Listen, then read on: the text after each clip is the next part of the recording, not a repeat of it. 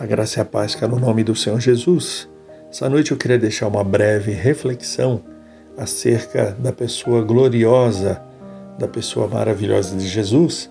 E nós vamos estudar aqui, ter uma pequena reflexão sobre João 18, do 1 ao 13. João 18, do 1 ao 13, que diz assim: Tendo terminado de orar, Jesus saiu com seus discípulos e atravessou o vale do Cedron. Do outro lado havia um olival, onde entrou com eles.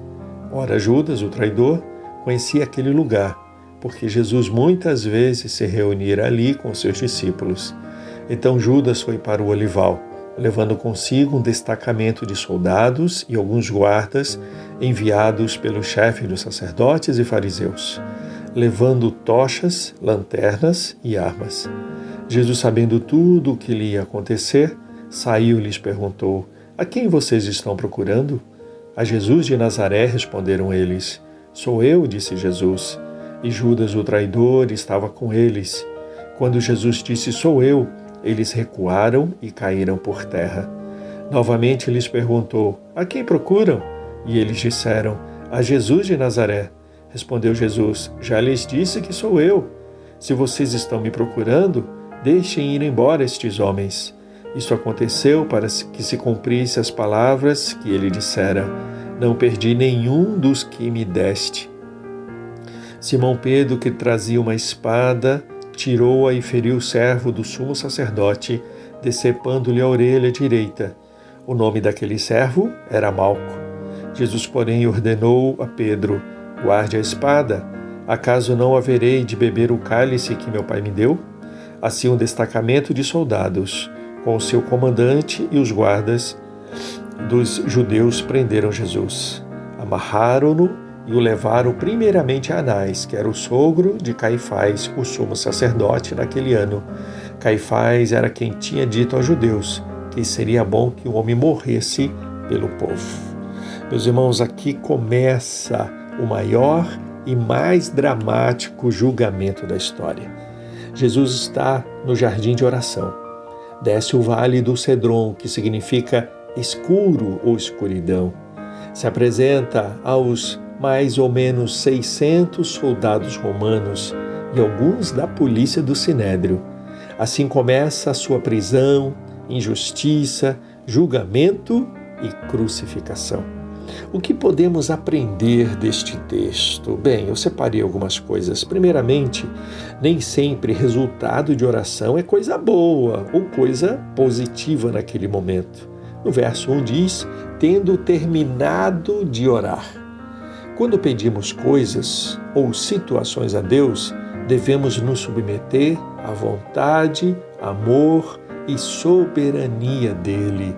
Devemos confiar e saber que a oração tem poder, porém não anula a vontade de Deus na nossa vida.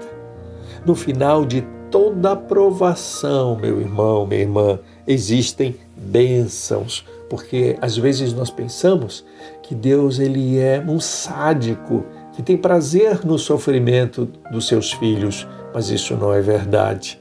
Todo sofrimento tem um propósito e nós não precisamos sofrer além do necessário e do aprendizado. Segunda lição que vemos no texto, que a traição é própria do homem, assim como a fidelidade é própria de Deus. No verso 2 nós vemos dois traidores, Judas e nós vemos também posteriormente Pedro. A primeira preocupação de Jesus foi com seus discípulos. Isso é característica de um bom pastor. Nós vemos Jesus atuando, nós vemos Jesus tomando a frente da situação. Foi a primeira preocupação de Jesus diante do momento de tensão, de perigo, no momento crucial. A preocupação de Jesus foi com seus discípulos. Isso não é diferente hoje. A preocupação maior de Deus é você. Terceira lição que vemos é que diante do inimigo, Jesus toma a frente. No verso 4, quantos perigos, quantas doenças, quantos acidentes, mas você está aqui hoje ouvindo essa palavra. Sabe por quê? Porque Jesus tomou a sua frente. Porque Jesus esteve à sua frente. Ou você acha que o diabo, você acha que Satanás não quis te destruir esta semana, mas Jesus tomou a sua frente? Quantas decisões iriam te prejudicar, mas Jesus tomou a sua frente?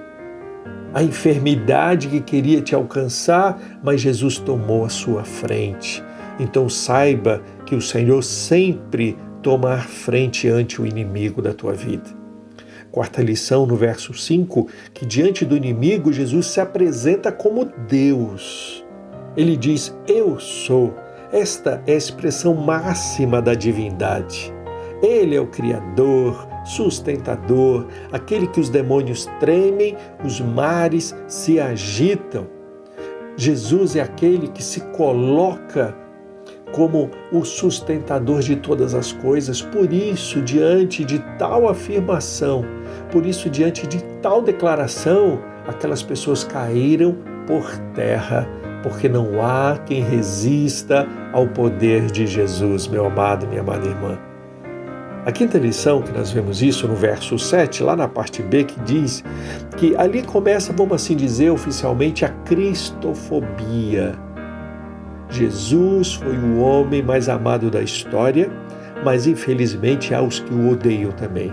Ele disse, lá no capítulo 17, verso 13, que o mundo odiava e nos odiaria também. E como se manifesta esse ódio por Jesus, essa chamada cristofobia? Primeiro, com perseguição política. Existem países islâmicos, por exemplo, em que se alguém da família se converte, essa pessoa pode ser morta e a justiça o protege, porque ele é um infiel do Islã. Em países comunistas, a mesma coisa. Se alguém num país comunista, um país fechado, ele se converte a Jesus, ele também é perseguido, igrejas são fechadas. E nós temos visto isso, irmãos, em lugares muito próximos da gente. Há pouco tempo aqui no Chile queimaram várias igrejas, entraram em várias igrejas e destruíram imagens. Assim como destruíram imagens católicas, quem pode garantir que amanhã não irão destruir nossas Bíblias e assim por diante? Coisa já comum em muitos países, infelizmente. Nós vemos também uma perseguição aos valores cristãos da área judicial, leis que legalizam o pecado, casamento gay, adoção de crianças por estes, casamento com animais, por exemplo, a Finlândia e Romênia permitem, você sabia disso? A Alemanha tinha uma lei que permitia, mas foi abolida. Mas existem fortes movimentos para voltar à legalização de tal prática. Casamentos simbólicos com cachorros, gatos, vacas, cabra e até com sapo. Isso existe nesses países europeus, no chamado Velho Continente. Um outro movimento muito forte nesses lugares, meus irmãos, é a chamada pedofilia consentida. Você sabia que existe um movimento em que fala que se o menor, que pode ser uma criança, permitir tal contato, isso não seria ao todo uma ilegalidade, uma vez que aquela criança, que aquele adolescente está permitindo. Ora, uma criança tem esse poder de decisão? Acho que não, não é? Segunda perseguição, a terceira perseguição é a social. Não se pode denunciar o pecado. Não se pode dizer que isto ou aquilo estão errados. Porque afinal Jesus é bonzinho, Jesus não tem senso ético nem comportamental para essa nova ideia. O Jesus do mundo, ele não é santo. O Jesus do mundo, ele é aquele que não condena o pecado, mas ele é só amor. Esse é o Jesus do mundo. Mas a Bíblia diz, fale e não te cales, porque eu venci o mundo. Glória a Deus. Sexta lição que vemos no texto é que Jesus cura todas as nossas feridas. No verso 10, temos feridas autoadquiridas, ou seja, que nós mesmos causamos em nós. Uma má decisão, uma mudança de emprego errada, uma mudança de cidade, uma compra mal feita. Às vezes nós mesmos nos causamos danos.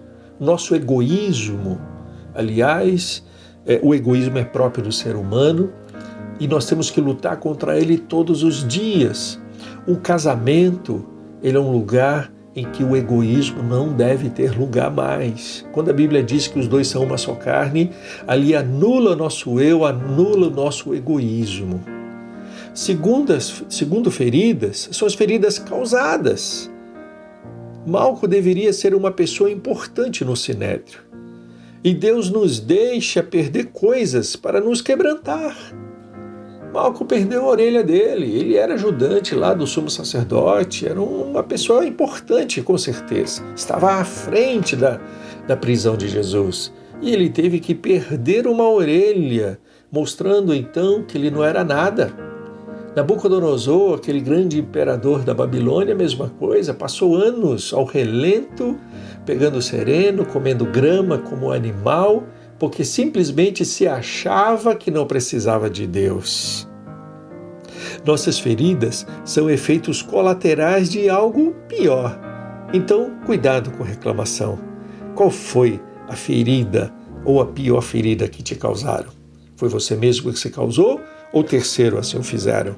Em Filipenses 1,6 diz assim: aquele que começou a boa obra a aperfeiçoará até o dia de Jesus Cristo. Saiba que o Senhor é aquele que está sempre recomeçando algo na tua vida. O Senhor está sempre recomeçando algo em você. Nós vemos nesse episódio o Senhor Jesus vindo ao mundo exatamente para isso, com um propósito. Ele não se desviou deste propósito em nada. E ele foi fiel até a morte e morte de cruz. Então seja fiel também. Cure as feridas. Peça para o sumo pastor passar o seu azeite curador sobre as suas feridas. Cure essas feridas. Não deixe que essas feridas se inflamam, se infeccione e você venha a morrer por conta de uma ferida causada que você não procura cura. Faça uma oração esta noite dizendo: Senhor Jesus, cura as minhas feridas. Eu quero orar por você. Pai, em nome de Jesus, visita, Senhor Deus, todos os que estão quebrantados esta noite. Visita, ó Deus querido, o nosso ego, o nosso eu, e que o Senhor seja glorificado através da minha vida e através das minhas atitudes. Obrigado, Senhor, porque Tu és fiel. Obrigado porque o Senhor veio, viveu, morreu para me salvar. O Senhor ressuscitou e o Senhor breve voltará. Que Deus abençoe a nossa vida no nome do Senhor Jesus. Amém.